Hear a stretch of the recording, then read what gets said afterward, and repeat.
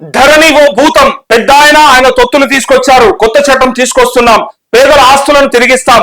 మంత్రి Ponguleti. ROR draft పై అభిప్రాయ సేకరణ, సిసిఎల్ఏ వెబ్సైట్ లో ముసాయిదా అంటూ తోలు తీస్తా కొడక. అసెంబ్లీలో దానం తీవ్రమైన కామెంట్స్. తోలు తీస్తారట ఎవరు? దానం నాగేందర్. మరి చెప్పులు కుట్టేట ఆయన కాదు అనుకుంటా కదా. తోలు తీసుడంటే చెప్పులు కుట్టేటోళ్ళు తీస్తారు మామూలుగా తోళ్ళు. మరి ఆయన ఏం తీస్తారో ఒకసారి చూద్దాం.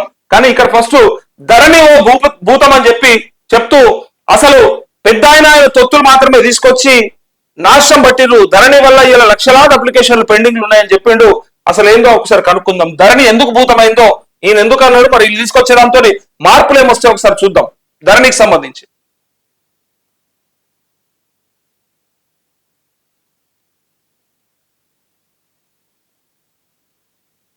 సర్వం నాకే తెలుసు అనుకునే పెద్ద ఆయనకు తొత్తుగా ఉండే ఓ అధికారి గదిలో కూర్చొని ధరణి పోటలు తీసుకొచ్చారు. కోట్లాది మంది ఆస్తులకు గార్డియన్ గా ఉండాల్సింది పోయి వారికి తీరని అన్యాయం చేశారు, పేదోళ్ళ ఆస్తులను కొల్లగొట్టారు అని మంత్రి పొంగులేటి శ్రీనివాసరెడ్డి అన్నారు. అసెంబ్లీలో శుక్రవారం భూ సంస్కరణల మీద చర్చ సందర్భంగా ఆయన మాట్లాడారు.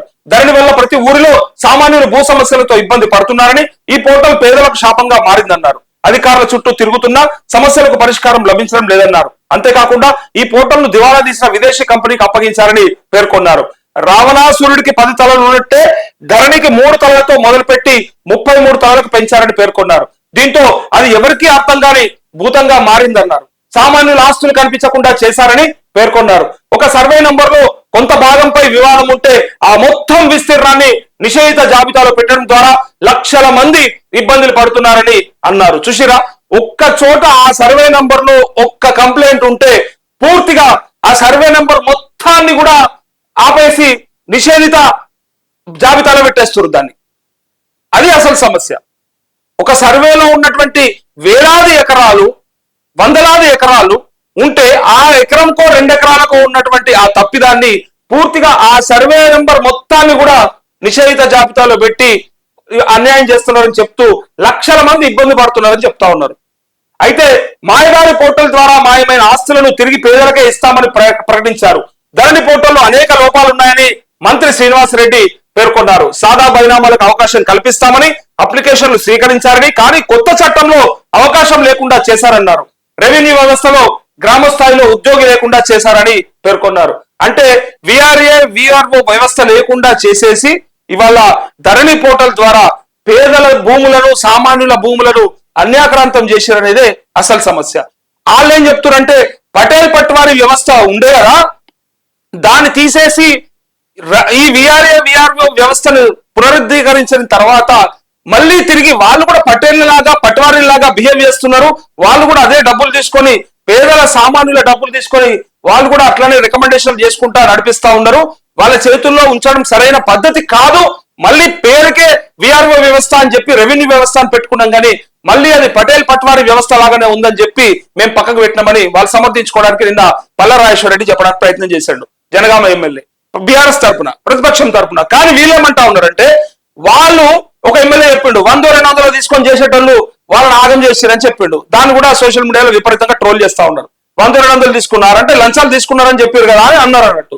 సో దాని మీద సమర్థిస్తున్నారా కాంగ్రెస్ అని చెప్పడానికి ప్రయత్నం చేశారు. అయితే అందరి ఆమోదంతో కొత్త చట్టం సామాన్యులకు సమస్యగా మారిన ధరణి పోర్టల్ ను బంగాళాఖాతంలో కలిపేస్తామని పొంగులేటి పేర్కొన్నారు. ఆ బంగాళాఖాతం నేను రోజు అడుగుతున్నా, ఇప్పుడు కాదు, అధికారంలోకి వచ్చిన డిసెంబర్ 9 నుంచి ఇయ్యాలటి వరకు రోజు అడుగుతా ఉన్నా.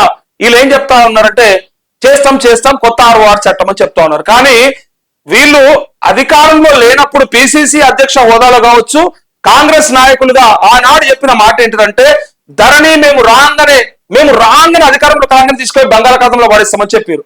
మరి వీళ్ళకి బంగాళాఖాతం దొరుకుతలేదా లేకపోతే ధరణి దొరుకుతలేదా అని నా ప్రశ్న. ఏమైంది మరి? ఇన్ని రోజులు ఎందుకు వెయిట్ చేస్తా ఉన్నారు? ఏం సమస్య? ఆనాడు చెప్పారు మీరు, దానివల్ల ఎంతో మంది ఇబ్బందులు పడుతున్నారు. మరి ఈ రోజు మాకు టైం దొరకలేదా? ఇబ్బంది అవుతా ఉందా? ఇప్పుడు కూడా ఇంకా బంగాళాఖాతాలు కలిపేస్తామని చెప్పారు. రేవంత్ రెడ్డి బట్టి విక్రమార్కలు చేపట్టిన పాదయాత్రలో వారి దృష్టికి భూ సమస్యలు అధికంగా వచ్చాయన్నారు. అందుకే ధరణి సమస్యలపై అధ్యయనానికి కమిటీ వేశామని గుర్తు చేశారు. ఇప్పటికే రంగారెడ్డి జిల్లా యాచార మండలం 10 గ్రామాల్లో స్టడీ పూర్తయిందని, నల్గొండ జిల్లా తిరుమలగిరి మండలంలోనూ స్టడీ చేస్తున్నామని, మరో 15 రోజుల్లో రిపోర్ట్ వస్తుందన్నారు. ఇప్పటికే సమగ్ర భూ పరిపాలన కొత్త చట్టాన్ని రూపొందిస్తున్నామని, డ్రాఫ్ట్ ను నేటి నుంచే ప్రజల ముందు ఉంచుతామన్నారు. 3 వారాల పాటు అన్ని వర్గాల సలహాలు స్వీకరిస్తామని స్పష్టం చేశారు. 18,000 పుస్తకాలు చదివిన పెద్ద ఆయన సలహాలు 18,000 80,000 పుస్తకాలు తప్పు రాసిండి కదా, 18,000 కాదు. ఆ 80,000 అని ఎవరో రాసిస్తే 18,000 అనుకున్నట్టు 80,000 పుస్తకాలు చదివిండి ఆయన. మర్చిపోయారు మీరంతా. ఆయన చెప్పింది నాగార్జున సాగర్ లో మీటింగ్ లో ట్రైనింగ్ ఇచ్చేటప్పుడు కొత్త ఎమ్మెల్యేలకు 2014లో గెలిచిన ఎమ్మెల్యేలకు ఇచ్చిన ట్రైనింగ్ మీటింగ్ లో నేను 80,000 పుస్తకాలు చదివినా అని చెప్పాడు. వీళ్ళు మర్చిపోయి 18 తగ్గిస్తా ఉన్నారు. వీళ్ళు అనవసరంగా ఆయన క్రెడిబిలిటీని తగ్గిస్తా ఉన్నారు.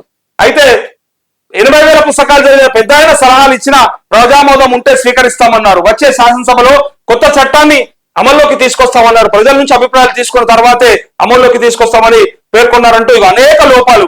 ఒక్కసారి లోపాలు చూడండి, మీకు కూడా అర్థం కావాలి. ధరలో ఉన్న లోపాలు ముఖ్యమైనవి. ఇవో ధరలో అనేక లోపాలు ఉన్నాయని మంత్రి పేర్కొన్నారు. రికార్డుల సవరణకు ఏ అధికారికి అధికారం లేదని, ప్రతి సమస్య పరిష్కారానికి కోర్టు మెట్లు ఎక్కాల్సిందేనని పేర్కొన్నారు.